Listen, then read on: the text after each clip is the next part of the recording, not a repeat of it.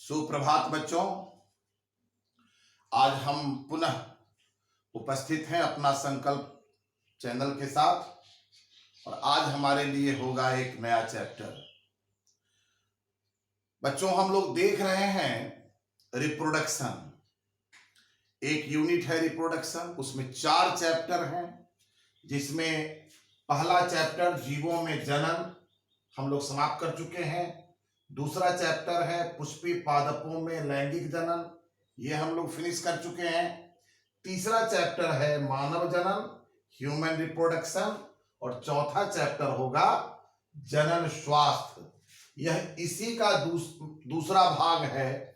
मानव जनन की जो सिस्टम है, मानव जनन की जो प्रक्रिया है, उससे रिलेटेड स्वास्थ्य, उसके नकारात्मक और सकारात्मक पक्षों को देखना चौथे चैप्टर में है। आज हम लोग स्टार्ट लेंगे मानव जनन।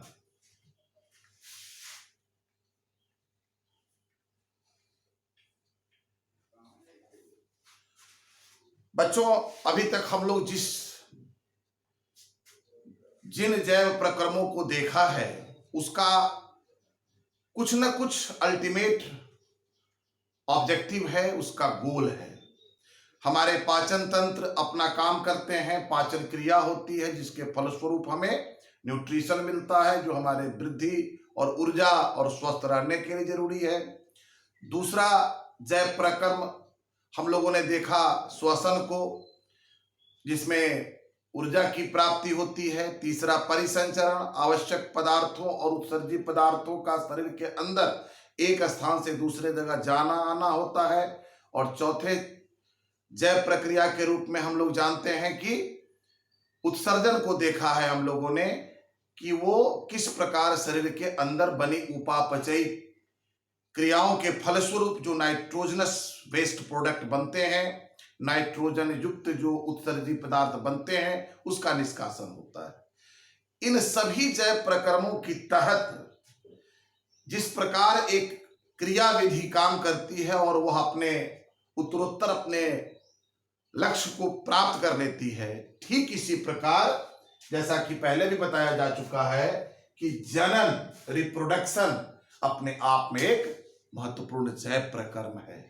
और रिप्रोडक्शन का कंसेप्ट चाहे एक कोशिकीय जीव हो, बहुकोशिकीय जीव हो, पौधा हो या जंतु हो, मनुष्य हो, सब में एक ही है कि वह अपने जैसा संतान उत्पन्न करेगा।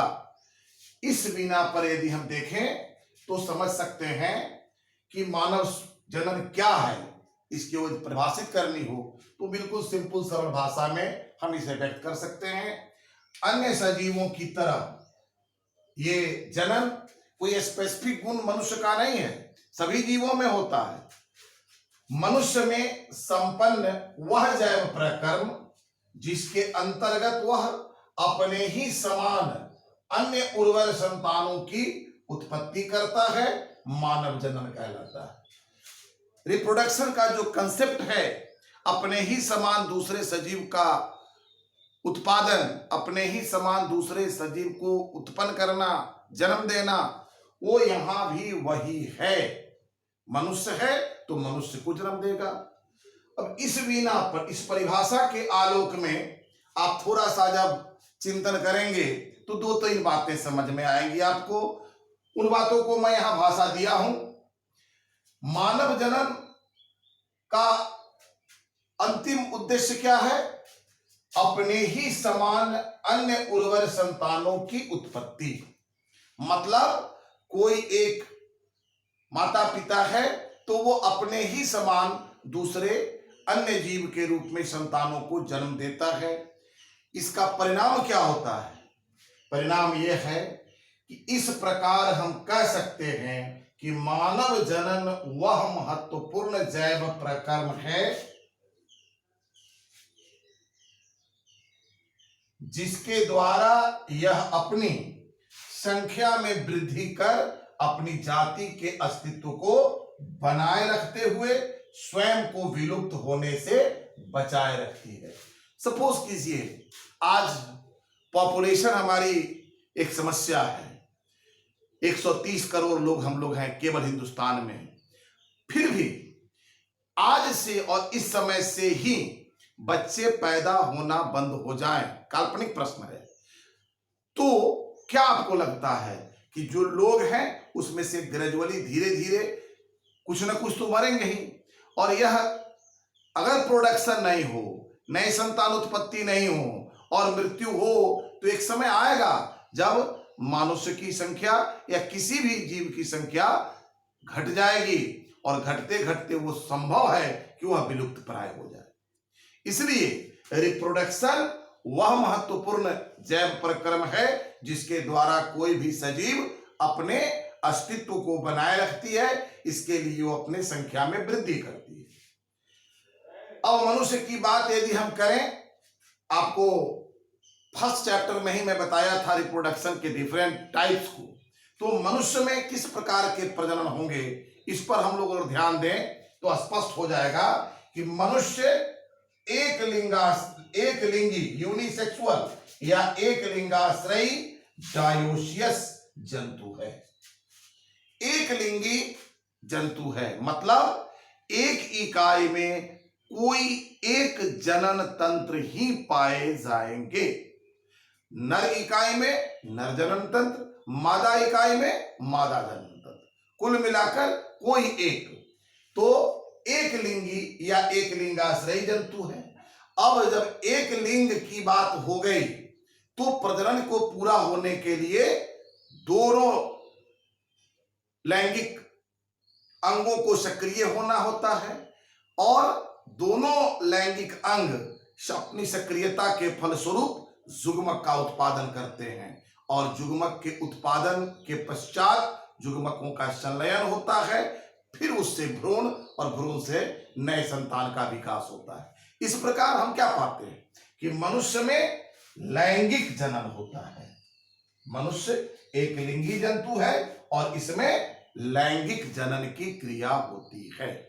अब आपको पहले से पता है कि लैंगिक जनन की क्रिया को मोटे तौर पर 3 भागों में बांटा जाता है, उसको हम लोग देखेंगे। अब बच्चों, हम लोग लैंगिक जनन के कंसेप्ट से परिचित हैं।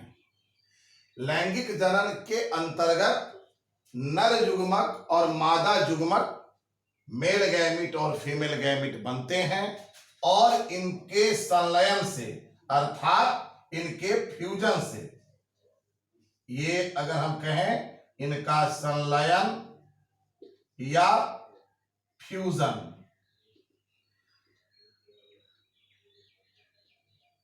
संलयन या फ्यूजन से क्या बनता है? युग्मनज बनता है, जाइगोट बनते हैं। और यह घटना क्या कहलाती है? निषेचन कहलाती है। ये फंडामेंटल रिक्वायरमेंट है लैंगिक जनन का। नर जुग्मक मादा जुग्मक बनना कंपलसरी है, फिर दोनों जुग्मकों का आपस में संलयित होना या उनका निषेचन होना अनिवार्य है। इस जुग्मनज से क्या होता है? पहले भ्रूण बनती है, इससे भ्रूण बनता है, और वह भ्रूण अंततः नए संतान के रूप में विकसित होता है। नर जुग्मक और मादा जुग्मक का उत्पादन कहां होगा? तो नर जुग्मक का उत्पादन नर जनन अंग या नर जनन तंत्र में होगा, और मादा जुग्मक की उत्पत्ति कहां होगी? मादा जनन तंत्र में होगी। अब आप इसको जरा गंभीरता से लें, पुरानी बात को थोड़ा रिकॉल करें अपने दिमागी रूप से, तो बिल्कुल स्पष्ट फिगर आ गया है। लैंगिक जनन की 3 फंडामेंटल जो उसके सीमाएं हैं, मौलिक सीमाएं जो हैं, वो यहां स्पष्ट हो रही हैं। ये घटना मिडिल लाइन है, निषेचन। तो निषेचन तो होता ही है, लैंगिक जनन है, तो उसके पहले जुग्मकों की उत्पत्ति हुई, यह और जुग्मक बने वहां से स्थानांतरित हुए, मतलब इसके पहले कुछ घटनाएं घटित हुई हैं, जिसको हम क्या कहेंगे? निषेचन पूर्व घटनाएं। प्री फर्टिलाइजेशन इवेंट्स, ये निषेचन के पहले की घटना है। और निषेचन के पश्चात जुग्मनज बनता है, जुग्मनज के बाद भ्रूण बनते हैं, भ्रूण से नए संतान की विकास होती है। ऐसी स्थिति में निषेचन के बाद भी क्रियाएं होती हैं, उसको हम, ये हो गया फर्टिलाइजेशन। और निषेचन के बाद जो क्रियाएं हुई वो पश्च निषेचन घटनाएं, पोस्ट फर्टिलाइजेशन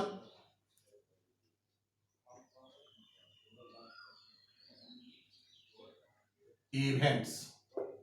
अब आपको ये याद आ गया होगा कि हम पुष्पी पादपों में भी लैंगिक जनन की घटनाओं को, संपूर्ण क्रियाविधि को 3 भागों में बांटे थे। यहां भी ठीक इसी प्रकार 3 भागों में बांटे। अब निषेचन पूर्व घटना, निषेचन और पश्च निषेचन घटना, इन तीनों को हम लोग अलग अलग देखेंगे। निषेचन पूर्व घटनाएं, निषेचन कब होगा ये आपके दिमाग में होना चाहिए कि नर युग्मक और मादा युग्मक जब बनेंगे तब उसका संलयन या फ्यूजन होगा।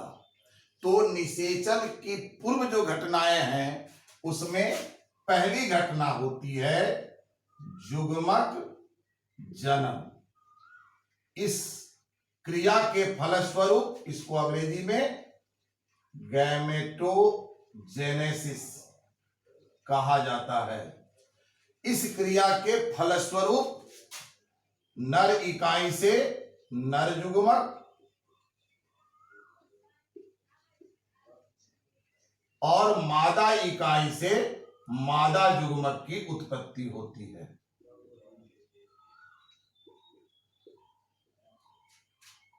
नर युग्मक और मादा युग्मक बन गए, पहली घटना।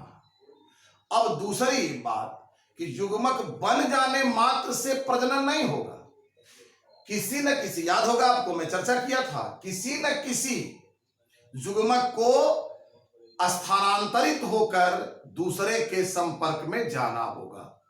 मनुष्य के केस में नर युग्मक गतिशीलता को प्राप्त होता है और मादा युग्मक के सानिध्य में जाता है। इस प्रकार निषेचन पूर्व की ये दूसरी घटना हुई, वो है युग्मक स्थानांतरण।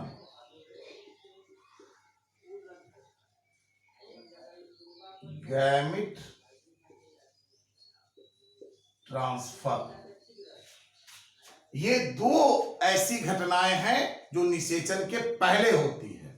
अब हम एक एक करके दोनों को देखेंगे।